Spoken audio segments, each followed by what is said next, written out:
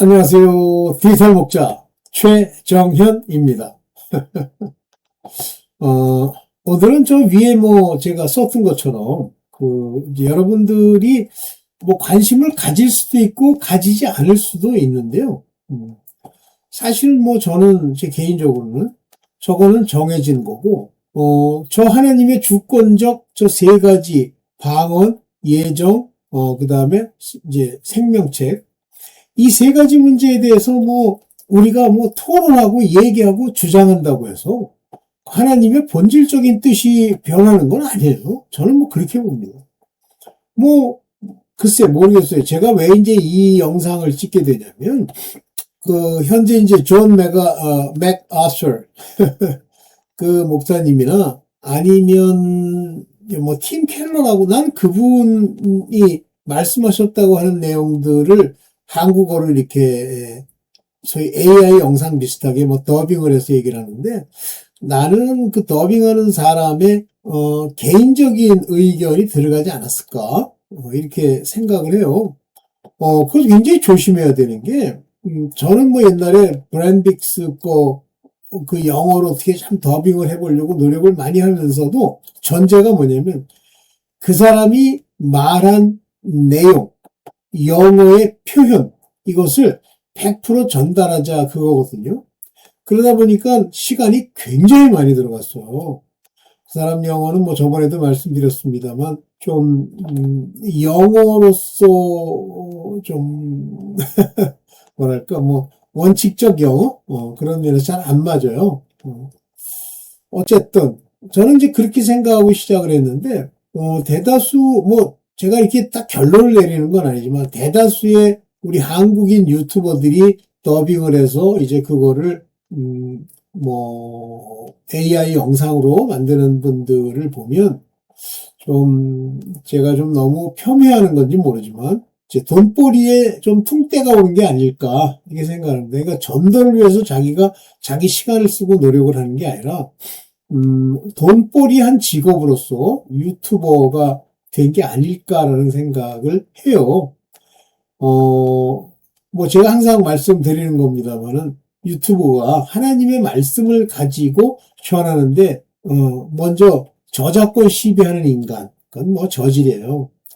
두 번째는, 구독과 좋아요를 눌러달라는 인간. 그러니까 이제 그렇게 얘기하면 자기도 이제 아버지 앞에 부끄러우니까 아멘이라고 댓글을 달아주세요. 똑같은 내용이에요. 댓글 달았다는 얘기는 그걸 봤다는 얘기로서 자기네들의 그 구독한 그 기록을 높이겠다는 얘기인데, 제가 참 여기서 좀 심하게 좀 얘기를 할게요. 좀 쓴소리 할게요.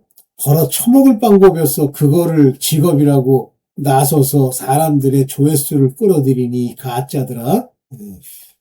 그러다 보니까 저도 그 영상을 다 듣는 건 아니지만 들을 때가 있습니다만 그 영상을 듣고 어떤 것들은 괜찮은 게 있어요. 근데 어떤 것들은 어떻게 이렇게 이야기를 끌고 갈까?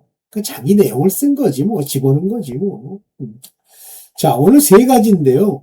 첫째는 이제 방언 문제입니다. 왜냐면 옛날에 여러 유튜버의 깨달은 분들이 이제 방언에 대해서 얘기를 하는데, 제가 맨 처음에 그 방언을 가지고 엉뚱한 소리를 하는 여자 목사가 하나 있었어요.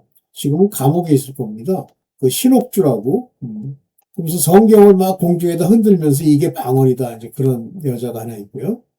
그 다음에 이제 어떤 장로가, 하나님의 말씀을 전하는 그 말씀의 내용이 방언이다. 이렇게 주장을 해요. 제가 그거에 대해서는 좀 댓글을 쓴 적이 있어요. 그분한테. 그분은 기분이 나쁠 수도 있겠지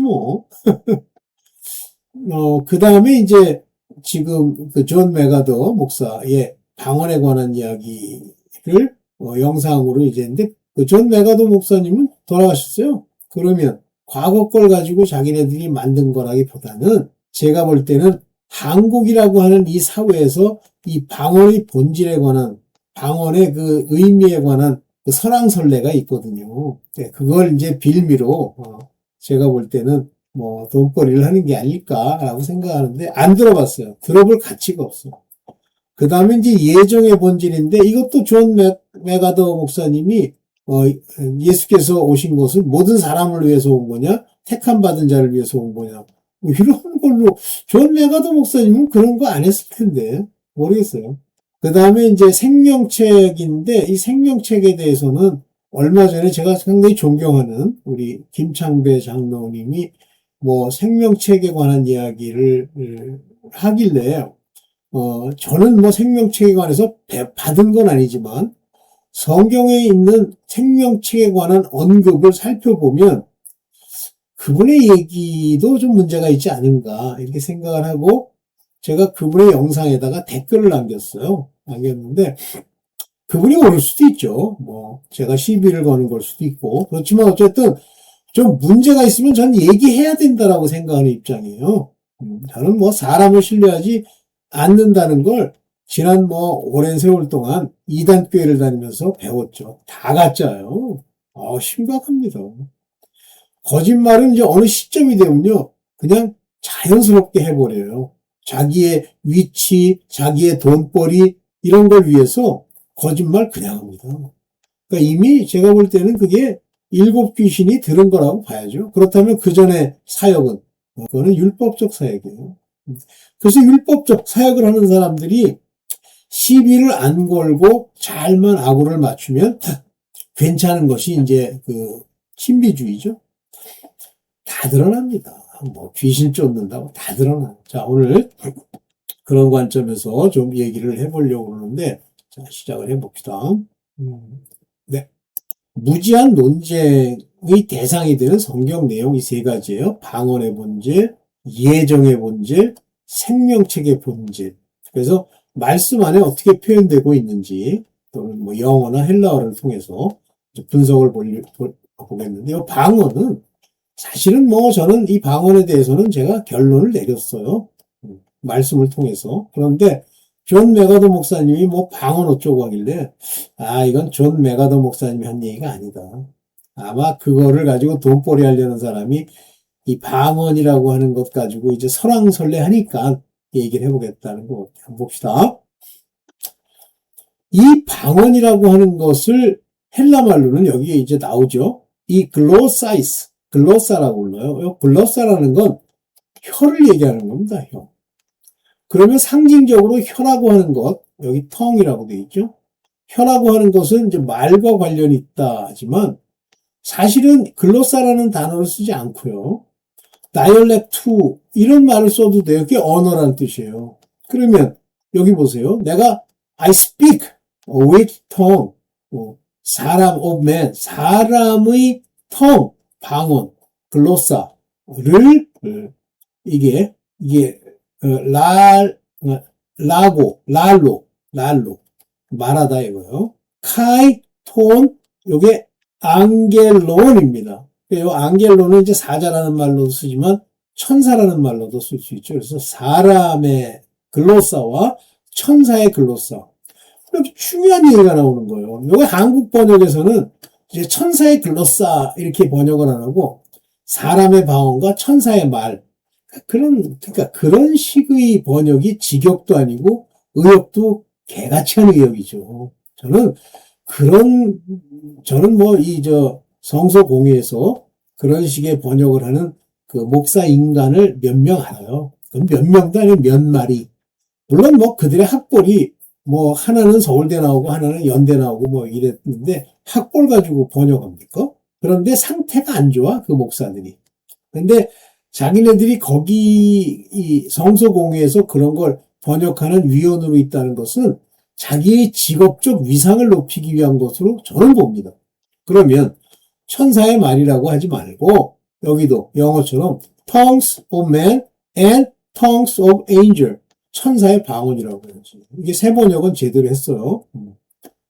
그러면 사람의 방언은 사람들이 알아듣는 언어라고 합시다. 그러면 천사의 방언은 뭐예요? 천사의 말을 우리가 알아들어요? 천사는 어느 나라 말을 합니까? 히브리 말을 합니까? 아람어를 합니까?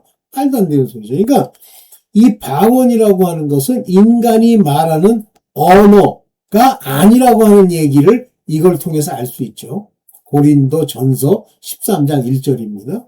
말을 할지라도 내게 사랑이 없으면 하면서 여기 이제 표현을 해요. 이거 더 읽지도 않을게요. 그렇다면 여기서 제가 드리려는 건 사람의 방언은 말이라고 합시다. 언어, English 또는 French 이런 거. 근데 천사의 방언은 뭐야? 따라서 이 방언은 단순한 언어가 아니다. 언어라고 했을 것 같으면 tongue이란 말을 쓰지 말고 dialect, 언어라고 써야지. 자, 봅시다. 근데 이 방언을 공통적으로 이상한 목사들이 은사주의 목사인지 그건 모르겠는데 이 방언은 성경의 진리를 얘기하는 거래. 물론 방언이요, 인간의 언어를 가지고 거기 있는 사람들에게 풀어서 얘기한다는 의미의 언어로서도 있습니다, 의미가. 먼저 그러나 방언은 고린도전서 12장 10절에 보면요, 이것은 성령의 은사로서의 방언을 넣고 있습니다. 그러면 성령의 은사로서 어떤 사람에겐 여러 가지 방언을 그러면 갑자기 어느 날부터 영어, 불어, 스페인어, 히스패닉어 이런 걸 한다는 얘기예요. 그런 여러 가지 방언을 말하는 은사란 말이에요. 하는 성령이 주시는 거예요. 어떤 사람의 그 방언 통역하는 은사. 한번 생각을 해보십시오. 이 방언 통역을 한다 그러면 만약에 불어라고 합시다. 그 사람들 말대로 사람의 방언이야 불어라고 합시다. 그러면 불어를 아는 사람을 모셔오면 될 거 아니에요. 이게 은사로 받을 필요가 뭐가 있어? 그러니까 이 방언 통역이라고 하는 이 부분에 있어서의 이 방언은 단순한 언어가 아니라는 걸 알 수가 있어요. 근데도 주장을 하는 거 억지로. 방언은 생각보다 굉장히 포괄적이구나. 그러면 천사의 방언을 누구를 부를 거야? 천사를 부를 거야? 그럼 천사를 부르면 천사의 말이 통역이 돼? 말도 안 되는 소리 하고 있어요. 이상한 거야. 그러니까. 여기 보면은, 이게 번역이란 얘기죠. 에르메네이아. 뭐요? 글로손. 이 방언의 해석. 이렇게 나옵니다. 요거는 방언을 말함. 요게. 레게 반응을 말하는데, 여기 뭐냐면, 헤테로라는 건, 완전히 다른 종류의 방언들, 언어들을 얘기한다. 이렇게 볼 수 있습니다. 그래서, 이 성령의 은사로서의 방언, 그러면 뭔가 우리 인간의 언어의 방언과는 다르다는 걸 우리가, 감지해야 됩니다. 억지 피우지 말고. 근데 존 메가더 목사님 거를 이렇게 녹취해가지고 쓸었다는 그 인간의 그 AI 영상도 뭐냐면, 고린도 교회는 여러 가지 혼란 상황이고, 언어를 가지고 자꾸만 이렇게 있다고 소리를 하더라고요. 근데 왜 이 사람들이 이 방언에 대해서 민감하냐면, 그러니까 천사 하나님이 은사로서 방언을 줄 수 있는데, 그 방언의 내용을 모른다면 어떤 일이 일어나냐면, 마귀나 귀신이 주는 방언도 있을 수 있다라는 거죠. 있을 수 있다고 저는 봅니다. 왜냐하면 그거는 혀를 통해서 우리 인간이 알아들을 수 없는 말을 뱉는 거니까 그럴 수 있다고 봐요. 그러나 그 사람이 귀신의 방언을 하든 마귀의 방언을 하든 그건 그 사람이 감당할 몫이에요. 우리가 그걸 판단하고 당신은 귀신의 방언 또는 마귀의 방언이니까 멈춰 이렇게 얘기하는 것부터가 그 인간이 율법도 아니고 똑같은 종류란 뜻이에요. 그래서 주로 가장 많이 주장하는 게 방언이 인간의 언어이기 때문에 어떤 사람이 하는 방언이 우리가 알아들을 수 없으면 그건 멈춰야 한다. 이런 식으로 인간 사이에 분란을 일으키기 위한 거고 그 분란의 내용을 가지고 또 내가 옳다, 네가 옳다 따지는 거예요. 여기 보세요. 이게 사람의 언어라는 것은 착각인 것이 고린도 전서 14장 2절에 보면 방언으로 말하는 사람은 사람에게 말하는 것이 아니라 하나님께 말씀드리는 것입니다. 만약에 이 방언이 사람의 언어라면 하나님께 말씀드릴 때 방언으로 말할 때 하나님께 말씀드릴 때 그 말씀드리는 내용을 불어로 하든 영어로 하든 영어로 하는 얘기야? 아니면 한국말로 하든 일본말로 하든 뭘로 하는 얘기야? 그러니까 이 방언은 이 말하는 사람이 하나님께 말하는 거기 때문에 우리는 들을 수 없다라고 하는 게 전제되어 있다. 일종의 비밀이다. 그래서 여기 성령으로 비밀을 말하는 것이다 돼 있잖아요. 아무도 그것을 알아듣지 못한다라고 돼 있고, 그래서 킹제임스에서는 뭐로 쓰냐면 unknown tongue, unknown, 아무도 알지 못하는 그런 방언으로 말하는 글을 이렇게 얘기하는 거예요. 그러니까 이게 여기 보면 방언을 여기 이제 글로세, 우크, 안스로토이스, 사람에게 하는 것이 아니다. 방언을 말하는 것은 우크, 아니다. 그게 아니라 하나님께, 하나님께 말하는 거다. 그래서 이 성령이 무스테리아라는 건 미스테리죠. 그러니까 비밀이라고 해도 되죠. 비밀을 말하는 거다. 성령이 영으로. 그럼 이게 사람의 언어예요? 그러니까 뭘 하나 주장을 하면 그걸 끝까지 붙들고 막 그걸 가지고 자기식의 논리를 계속 피는 거예요. 그러면 안 돼요. 언어도 있겠지. 그러나 여기 말하는 것처럼 알아듣는 사람이 없고 unknown tongue이고 이것은 성령으로 비밀을 말하는 거다. 미스테리언. 그러니까 미스테리아라고 하는 이 무스테리아라고 하는 건 여기에 미스테리잖아요. 제발 조심해서 얘기를 해야 돼요. 네. 그래서 방언은 영의 언어다. 영. 우리 안에 있는 영이 하는 언어예요. 그럼 방언은 영의 언어다? 그러면 영이 하는 얘기를 알아들어? 내 영과 나라는 여기 보면 my spirit 그랬어요. 내 영의 이야기를 다른 사람의 영이 알아들을 수 있어? 나도 못 나도 무슨 뜻인지 모르는데 비밀을 말하겠는데 딴 사람이 알아들을 수 있어? 없죠. 그래서 내가 방언으로 기도하면 내 영으로 기도하는 거다. 내 영이. 그러니까 영이 살아있는 사람들, 영이 거듭난 사람만 방언할 수 있다는 뜻인데 영이 거듭나지 않고도 방언한다면 귀신 방언이겠죠. 나의 이성은요, 정확하게 모르겠어요. 여기 보면 누스, 혼의 이성입니다. 누스는 다시 말하면 우리가 알아듣고 뇌로 깨닫고 그 말의 의미를 이해하는 그런 이성, 즉 누스로는 아무런 열매를 얻지 못한다. 이게 스카르토스, 이게 열매예요. 그래서 열매가 없다. 이건 그럼 열매가 없다. 열매가 있다. 이건 무슨 얘기예요? 열매가. 그 말을 듣고 내가 깨달은 다음에 그거를 행동으로 옮기는 것이 열매죠. 그러니까 영으로 기도를 하게 되면 무슨 내용을 기도했는지 모르기 때문에 영이 말할 수 없는 탄식으로 구하긴 하지만 무엇을 구하는지 모르기 때문에 열매를 맺지 못한다는 건 내 행실과 나의 어떤 그 믿음의 행함, 열매가 나타나지 않는다는 말입니다. 그러니까 뭐 열매를 영으로 기도하는데 왜 열매를 못 맺나? 어떤 형태로든지 우리에게 변화를 주긴 하지만 당장 내가 하는 기도를 듣고 내가 그걸로 행실을 바꾸지는 못한다. 그런 얘기예요. 네. 방언은 저런 정도만 얘기하겠습니다. 여러분들이 방언을 뭐 어떻게 생각하든 이제 여러분들이 알아서 가세요. 여기 이제 존 메가더 목사가 예수님의 죽음은 택한 사람을 위한 것이냐, 모든 사람을. 이게 인간의 논리예요. 예수님이 돌아가신 이유는 이 땅에 있는 자 중에 율법에 속한 자라고 그랬어요. 그래서 율법에 속한 육신이 피를 흘려 죽음으로써 율법에 속한 자를 이 죄를 속량한다고 되어 있어요. 근데 여기 뭘 고민을 해? 택한 사람을 위한 것일까? 부르심을 입은 자들과 택하심을 입은 자들을 살리시기 위해서 죽으신 건데 1차적으로는 하나님의 아들들, 후사들, 어부들을 세우기 위해서 예수께서 성령을 보내셔야 되잖아요. 죄를 사해주고. 그러면 죽으면 자동으로 사해지는 게 아니라 예수 그리스도께 와서 그 이름으로 죄사함, 곧 말씀으로 죄사함을 얻는 자들이죠. 그 사람은 누구예요? 다 택한 사람이에요. 여기 말하는 모든 사람이라는 건 물론 성경에는 파스 또는 판타라는 단어가 쓰입니다. 모든 사람이라는 뜻인데 거기서 말하는 사람, 짐승이 아닌 사람 이렇게 대비를 하셔야 돼요. 모든 사람, 모든 짐승이 아닌 사람을 얘기하는 거예요.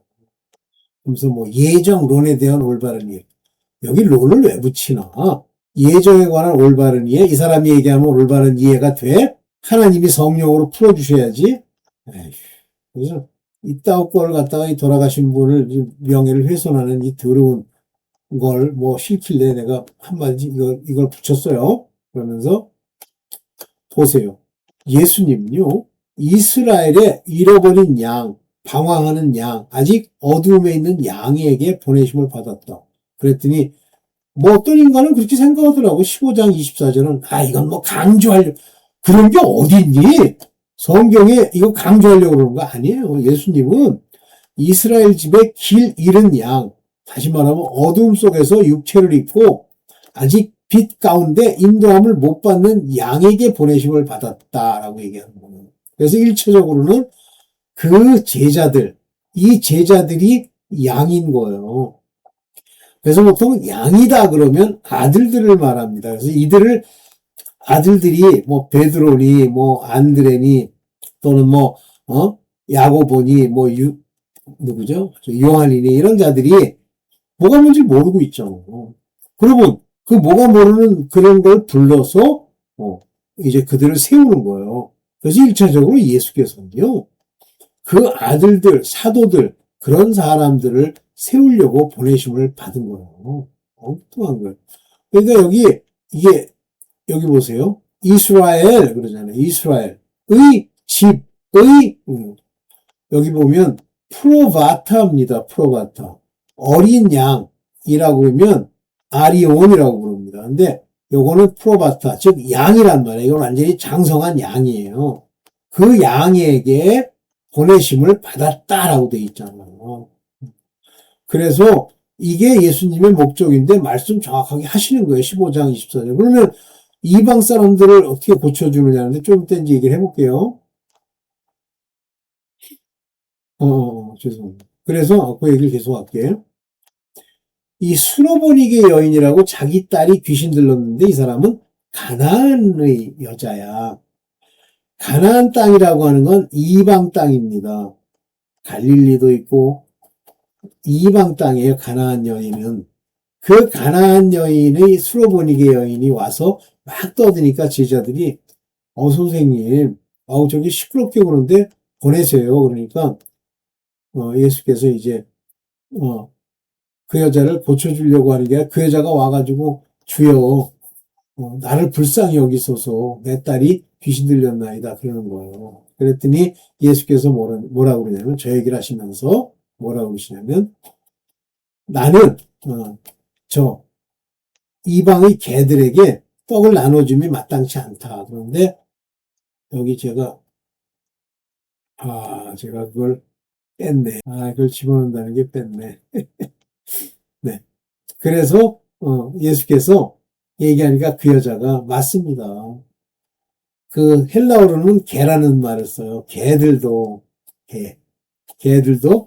주인의 상에서 떨어지는 부스러기를 먹고 사나이다. 자기의 비참함을 인정한 거예요. 그랬더니 예수께서 그 여인을 보시면서 내 믿음이 즉 이방인에게도 믿음을 주시려고 예수께서 오셨기 때문에 물론 기본적으로는 이스라엘 집에 기른 양이지만 나중에 이 기르는 양들이 하나님의 사도로서 부르심을 입은 이후에 이방에 전파하는 거예요. 그래서 그들이 뭐라냐면 이방에도 회개가 전하여졌다 하는 게 그 얘기입니다. 그러면 그게 전해지기 전에 가나안 여인, 이방의 여인이 와서 믿음을 보이니까 말 그대로 하나의 예표를 보이니까 믿음을 보이니까 내 믿음이 너를 낫게 하였다 하면서 그 딸이 그날부로 귀신이 떠났다고 하죠. 이해되시죠? 그때 하나님이 말씀하신 게 옛날에 어떤 목사인가 부목사인가 하는 사람이 원래는 그 안 고쳐주는 건데 자존심을 긁기 위해서 이런 소리를 한 거네. 물론 그걸로 인해서 그의 자존심을 버리고 자기가 낮아짐으로 그 스로보니게 여인이 이렇게 구원을 받지만 하나님은 어느 것 하나 예수 그리스도 어느 것 하나 참이 아닌 이야기를 하지 않습니다. 정신 똑바로 차리세요. 자, 이제 오늘 그 얘기, 그래서, 예수께서 왜 이렇게 보내셨는지 그 얘기를 좀 하고, 오늘 어린 양의 생명책에 대해서 이제 얘기할 거예요. 그러니까 생명책이라고 하는 건 이게 문제가 뭐냐면 창세 때부터 기록된 거예요. 이 생명책은. 근데 이제 제가 왜 이 생명책에 대해서 이제 도전을 하냐면 그 김창배 장로라는 양반이 뭐라고 그러냐면 책들이 펴져 있고 다른 책, 곧 생명책이라 이것도 펴져 있다니까 바로 천년 왕국이 끝난 이후에 구원받을 자들에 관한 기록이 그 생명책에 있다는 거예요. 그러면 구태여 생명책에 기록된 어린 양의 생명책에 있는 자들이 새 예루살렘 성에 입성하는 얘기를 못하러 합니까? 새 예루살렘 성에 입성하는 사람들이 생명책이 없이는 안 된다고 그랬고 불못에 던짐을 받는 것도 생명책이 없이는 안 된다고 했지만 마지막에 백보자 심판에서 그 사람들 천년 왕국을 지나온 사람들을 심판할 때 그들의 행한 대로 심판한다고 했어요. 그러면 행위책을 보고 심판하면 되지 그 생명책 기록할 거면 천년 왕국이 무슨 필요가 있어. 저는 그렇게 생각합니다. 그래서 이 생명책의 창세 때부터 그러니까 이전이에요. 이름이 기록되지 않은 사람 즉 생명책에는요.